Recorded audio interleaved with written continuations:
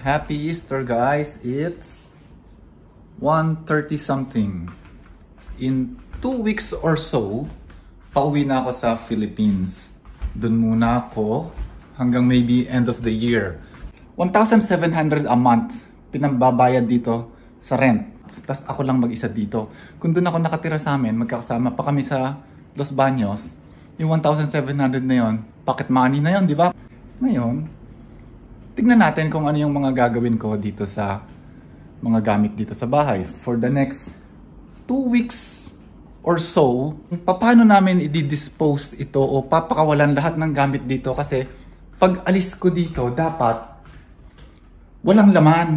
So, tignan natin. Iisa-isahin natin yung mga lugar dito sa bahay. Sasabihin ko sa inyo kung alin yung mga ibebenta namin, pwedeng ibenta, papamigay, bakit hindi na pwedeng ibenta at kailangan ipamigay, at ipapakolek sa hard rubbish. Hindi na pwedeng ibenta, hindi pwedeng ipamigay, papakolek na lang. Siyempre, meron din kami mga gamit na iuwi. Ito yung living area namin. Maganda siya kasi inayusan ng husto ni Karen yan. Ayun yung mga chairs, 4 to. O, nandito pala lahat. Tingnan natin, alin dito ang ipapamigay, alin ang itatapon. Okay. Air fryer. Kung masisira to sa storage, I think dapat... Okay. And you see Peter and Brian. Okay, dito ako natutulog.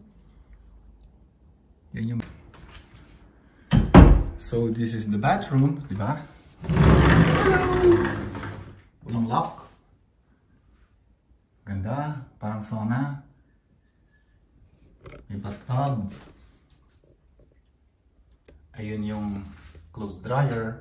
Ito yung turf, di ba? Doon ako bumaba kanina sa steps doon. Opposite this window is the second bedroom, which we call the blue room. Wala namang gumagamit nitong room na to. That is my friend's house, si Andrew. Australian sila. Ayan. Third room. Not a bedroom. Pero ito yung aking office space dati. So, ito, ang ganda ng design, ano? Naaalala ko yung lola ko. Ganyan yung mga damit niya noon. Tapos ito, itong rug. Maganda pa siya.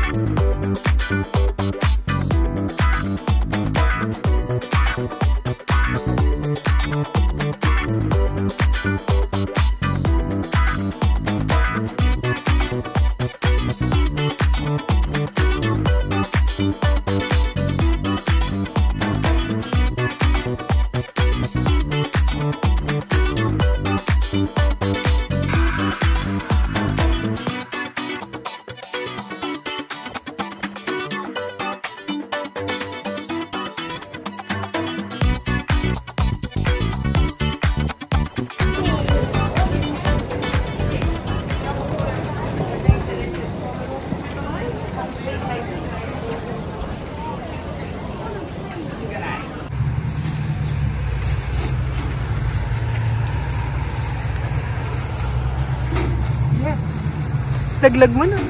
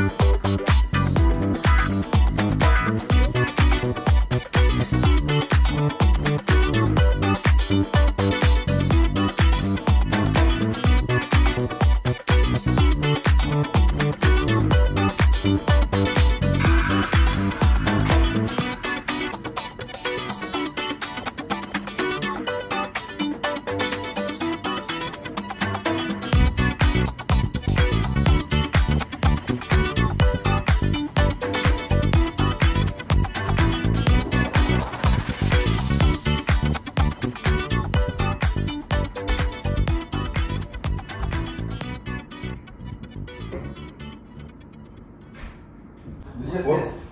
Just this section. And, Yeah. and then one more box. And another box. Just this. And this. Okay, and the frame? Yeah. Yeah. Okay. So it's okay, right? It's loose. Yeah, should be okay. The only thing, this is, I think, the only thing is heavy. Yeah, that's fine. And the only fragile bag is, I'll show you, just that bag later. The blue one? No, this small one. Yeah, no worries. The big one, but I was informed about it.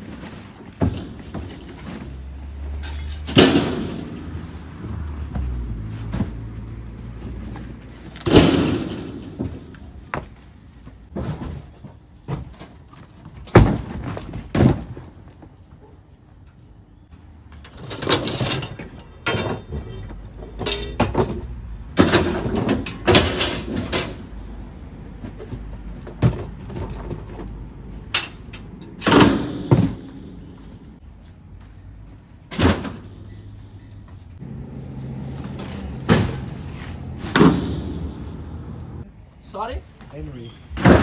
Oh. Just keep inside.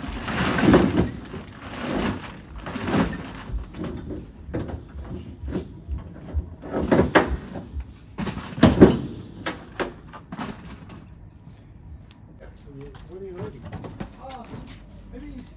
Maybe later. Oh, okay. Alright. Later. Well, I wasn't sure. You said in the afternoon. I wasn't sure if it was. Yeah, probably around 4 or 5. What time's your flight? I don't know. Well, we're leaving on Wednesday, but we have to leave today Why? because there's no more stuff and the baby's here, and we'll drop by later. Oh, okay. Don't worry. Thank you for coming, man. You do? Yeah, thank you for coming. Yeah, everything. The storage, guys. We already took everything. Rubbish, and that's the collection. Council. Okay. So this time, maybe. Council would call and go, hey, you're not allowed. Okay. So you got it. Sure. Oh, you do boxing? No, my son. No, this is very good stuff. Good condition. I just don't wanna take it Yeah. home. Because I boxing. This game? When you come back, Australia, you. Oh yeah. This game? No. When you.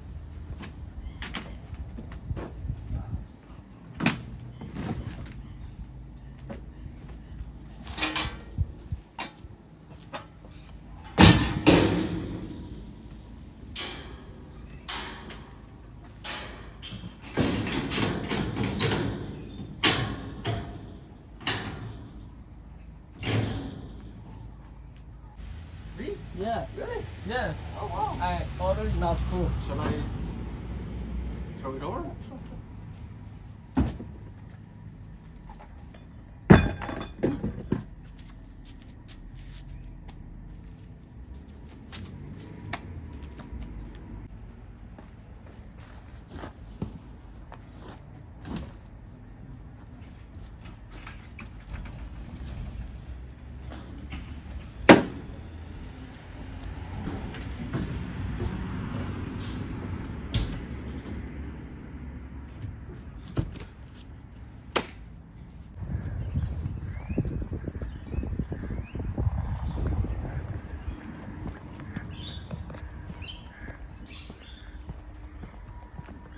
Hi guys! Hello. Wala nang gamit. Oh, last minute, nag-decide silang pumunta sa Melbourne. Kaya ayan sila. Sinundo ko sila nung Sabado na. Sabado ng 5 Okay, a.m. so mag-walkthrough tayo sa bahay. Paikutin natin. Ito yung first bedroom. Kung maalala nyo, nandito yung malaking TV. Wala nang laman. Wala na lahat ng gamit ni Karen. Okay. Wala na. Ito naman yung banyo. Wala na din laman. Para kaming bagong lipat na nag-i-inspect. Wala na din. Punta tayo sa second bedroom. Yan. Wala na din laman. Tingnan natin. Kami na iwan. Wala. Okay, sa taas. Wala na yan, I'm sure. Bahay ni Andrew. And sa third room, ito. Nandito yung carpet, tsaka yung pull-out couch. Wala na din. Ito yung built-in na cabinet. Okay. Mas maganda, buksan natin ito.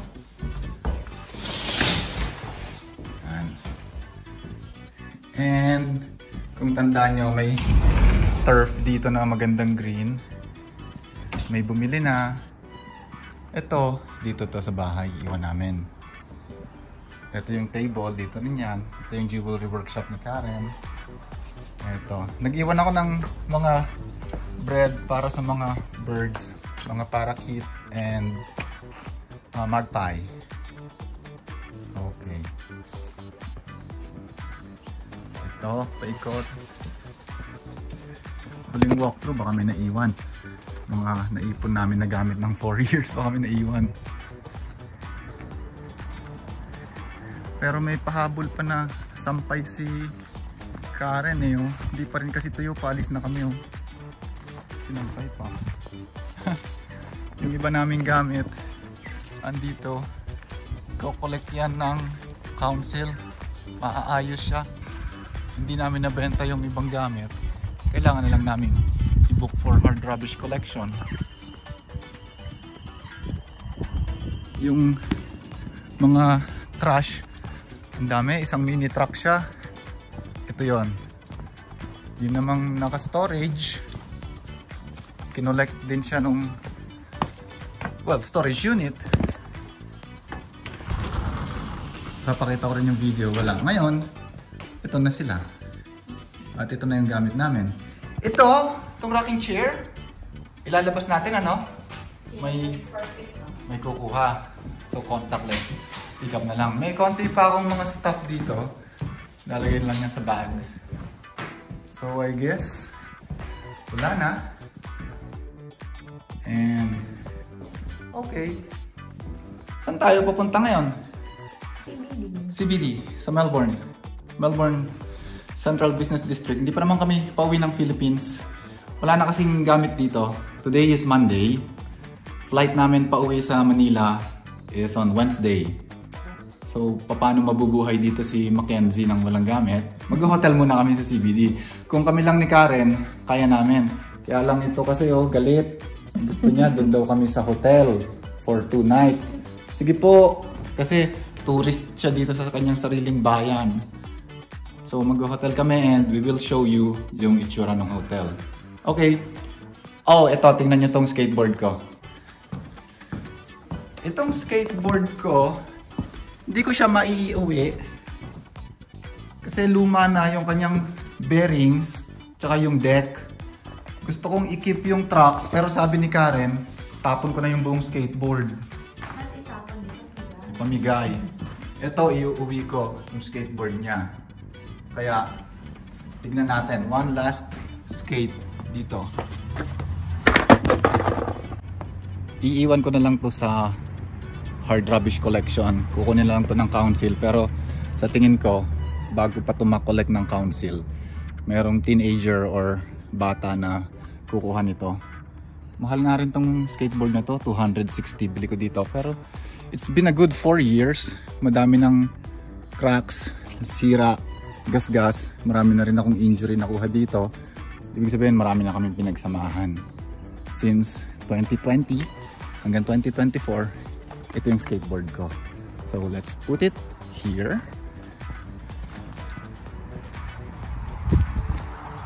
Dito siguro. Yan. Pag may nakakita niyan, kukunin yan.